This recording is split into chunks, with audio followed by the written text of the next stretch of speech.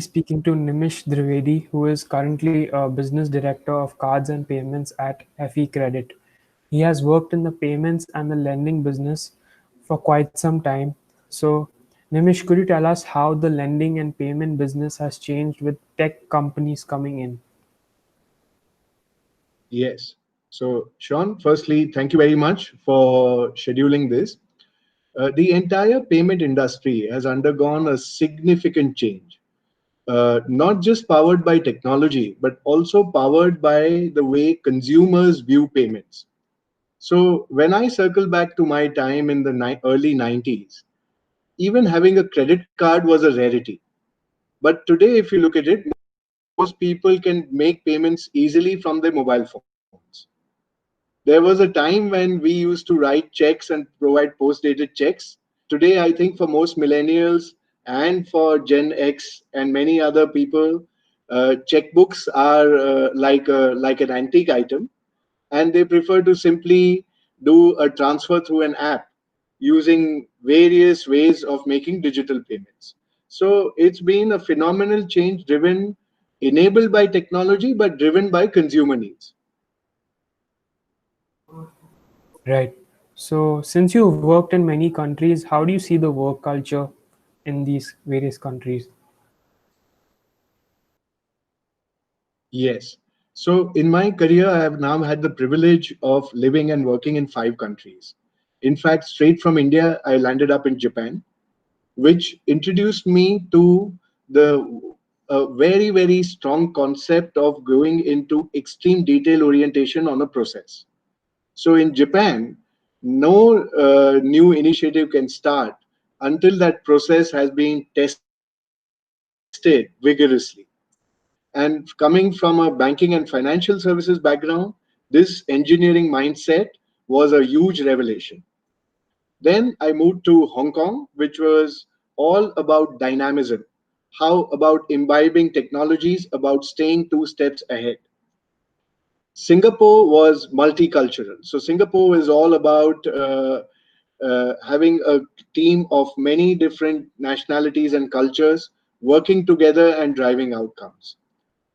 Dubai, which is the UAE, was not just multicultural, but also very, very future centric. So, how can one do things which are way ahead of their time? And Vietnam is a growth market, which is again a very different experience in terms of getting things done rigorously through process adherence. So, that's the way I would like to put it in short across 5 countries. Okay, great. So, could you tell us more about your book? Okay. So this book is actually a culmination of all my experiences. So I started my career in consumer marketing, actually with Asian Paints, before I moved on to banking. And that was one of the biggest learning grounds. I managed to interact with a lot of fantastic mentors there during my career. And it opened up to me perspectives about marketing and about seeing marketing in a very different light. Now, I carried that perspective on into my career at Standard Chartered and at Citibank in India. And then, of course, I had the privilege of garnering experiences in Japan, Hong Kong, Singapore, Dubai, and Vietnam. This book is actually a culmination of all those marketing experiences. There are 3 or 4 things that I have tried to do differently. First is it's all about marketing in practice and not about marketing in theory. The second thing is it is about case studies that I have actually seen or experienced in various geographies that I've lived in. The third area is I've really tried to ensure that it is easy to read. Marketing to me is fun. And if we make it into a technical, jargon based ensembler, which students find it difficult to read, that is exactly what I've tried to avoid. And the last area that I have tried to focus on is to make it memorable for students in a very, very engaging manner. Right. Your book sounds quite interesting. So, what advice would you give students who want to pursue a career in the fintech industry? 3 or 4 things. The first one is be very, very open minded. The second area is about joining the dots. So there's a lot of technology available today, but a new student should be able to put it in perspective and create either a product or a service harnessing that technology. That is extremely important. It's not just about usage of technology for the sake of technology. Third is learn to work in a team. There'll be different ideas, different thought processes. So get them all together and harness the power of your teams. And fourth is be very, very customer centric.